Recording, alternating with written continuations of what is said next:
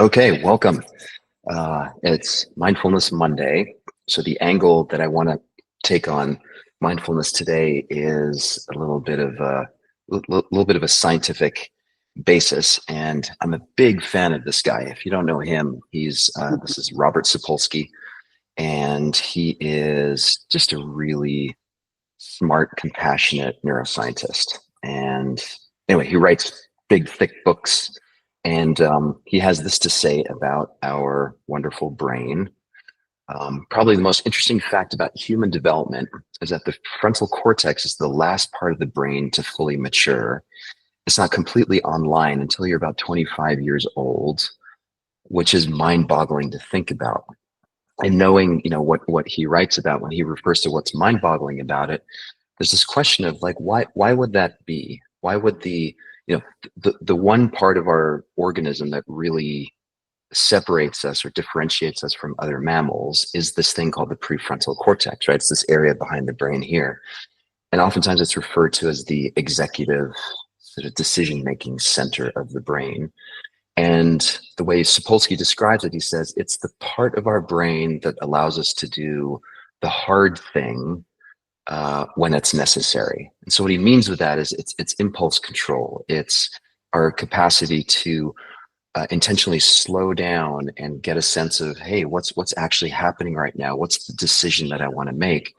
And the somewhat humorous way of thinking about this is exactly what teenagers lack, right? Because they don't have the hardware or the software to really be able to make quote unquote good decisions, which is why we parents send them out into the world and say, hey, make good decisions, please don't do things that you're going to regret or they're going to hurt you or others. And they're roll their eyes and say, yeah, whatever. But it's really true. They haven't yet had the development of that part of the brain that allows them to say, maybe doing my seventh Jello shot right now is not the smartest idea. And so one of the questions is why is it the last part of our nervous system to develop, or why does it take so long? And the answer that he gives is because it's all based on developing context and nuance. So we need repetitive experiences over a long period of time to be able to wire up our prefrontal cortex in such a way that we can actually do things like delayed gratification, right? Or maybe this isn't the smartest thing to do right now, even though my biology, my body is telling me that, oh yeah, this is a great idea. I'm feeling a lot of energy behind it. I should go do this. And it's the part that says, yeah, wait a second, is this the smartest thing to do? And the way we learn whether or not it's the smart thing to do is just through experience.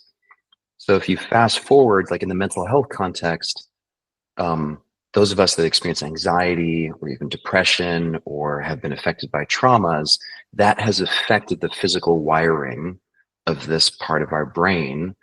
And it can be really challenging if we haven't learned if we haven't had certain experiences of the sort that would actually be helpful to us, then in many ways our biology sort of keeps us stuck in a place where sometimes we make decisions that aren't necessarily the smartest. Now, one of the drivers of this is this process called myelination. So I've shown you guys those videos of axons and dendrites, right? These extensions of neurons and how they connect. Let's see if I can. Right, here's sort of a time lapse image of that. Right, so we're experiencing, things are happening, and our brain is constantly trying to figure out what are the neural networks that I need in this moment to survive that would be helpful.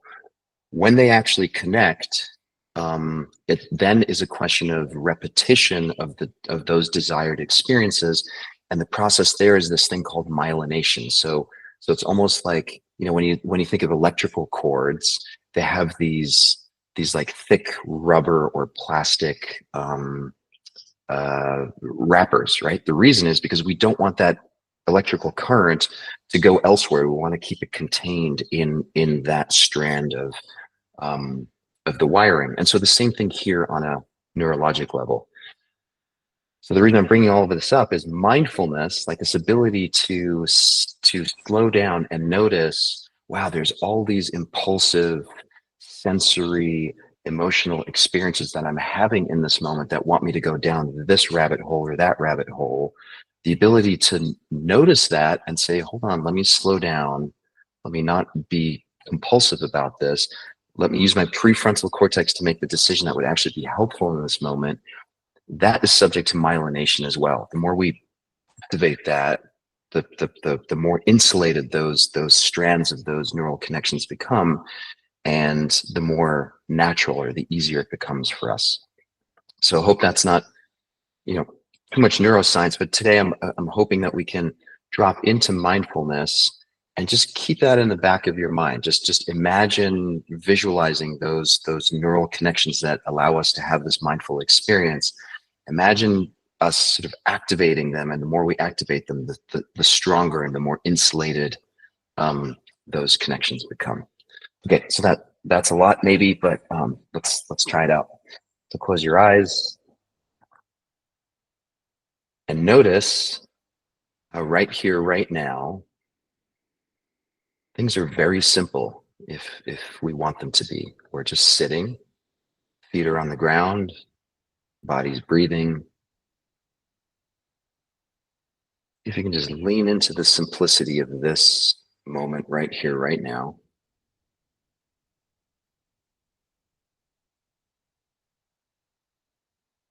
Any residual emotions or sensations that we experience in the body, any memories or thoughts, is just sort of the automatic habitual activity of the body and the brain.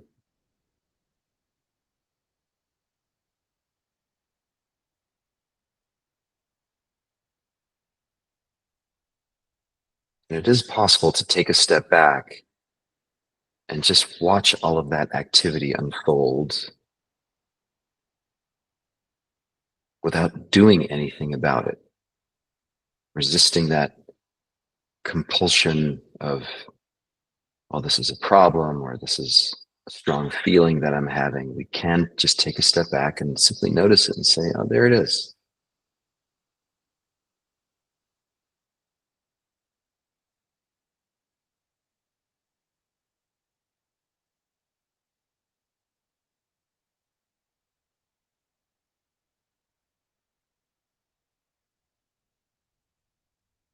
The more we activate this part of the brain that allows us to just sit quietly and simply bear witness,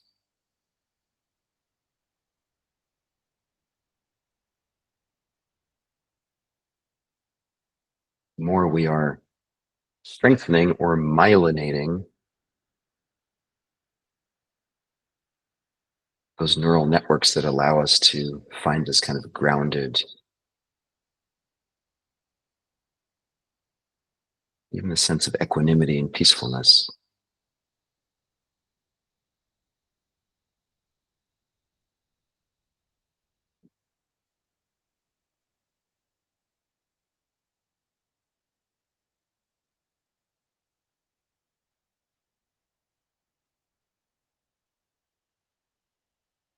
It doesn't mean the body will stop feeling or experiencing sensations. It doesn't mean the brain will stop thinking or spinning stories. It simply means that we're strengthening the capacity to take a step back and just notice all of that activity without reacting.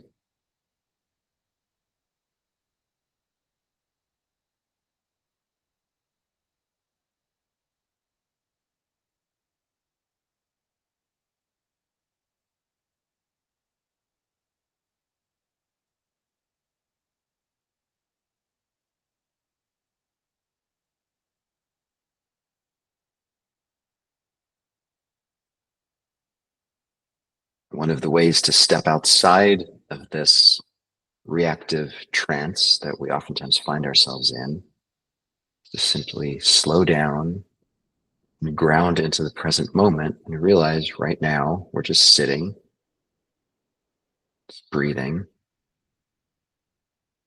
thinking, feeling,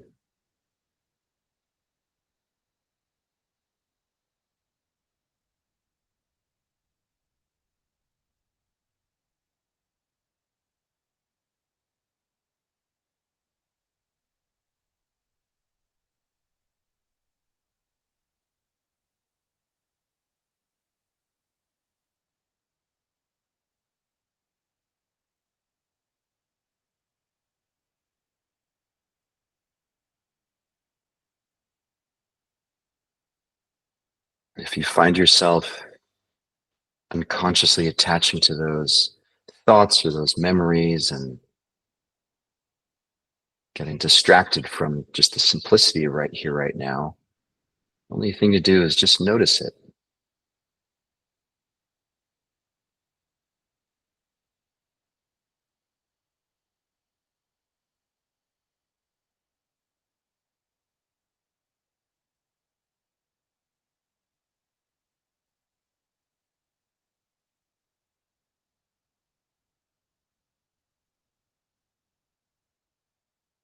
A simple act of becoming mindful or aware of all of this mental and sensory activity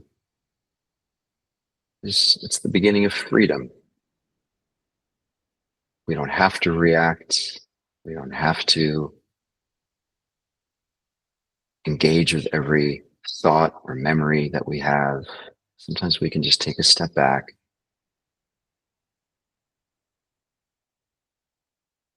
just watch.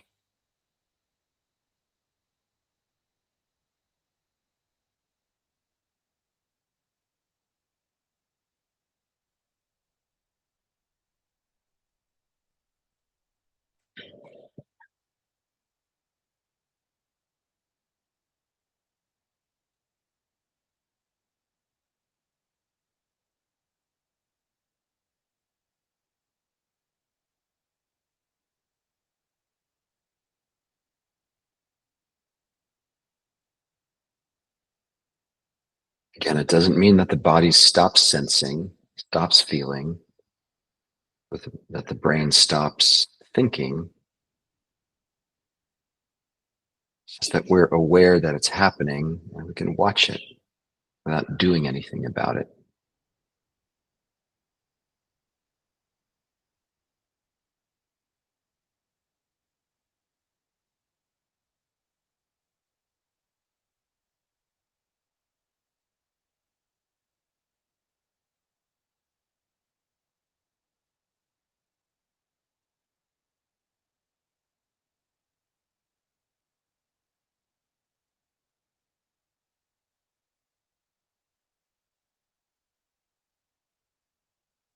Thoughts and memories are just like the weather.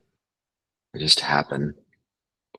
We actually don't have much control over them at all, but we have this tiny bit of control that we can activate with this state of mindfulness where we say, I see you. I see what's happening.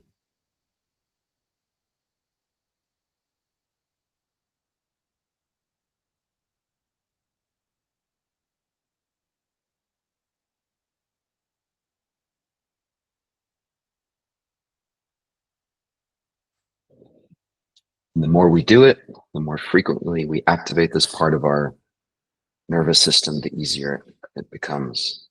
Go ahead and take a deep breath in. Long, slow exhale. Emptying the lungs, the belly, and hold for 5, 4, 3, 2, 1. One more deep inhale. Slow exhale. Relaxing the shoulders, the hands, the belly, just letting go. Hold for 5, 4, 3, 2, 1. Go ahead, open your eyes. We're out of time. It feels like I could have done that or continued that for quite a while longer. Felt very very grounding. And the reminder is, you know, keep doing that several times a day. Again, it just takes a few minutes of just intentionally dropping into that place of saying, okay, I'm just going to bear witness, just watch. I'm not going to react or do anything. I'm just going to become aware of what's happening. And that's really the neural networks that we're strengthening by doing that. So hope that was helpful. Stick around for a few more if you want to chat. Hope to see you tomorrow, everyone. Take care.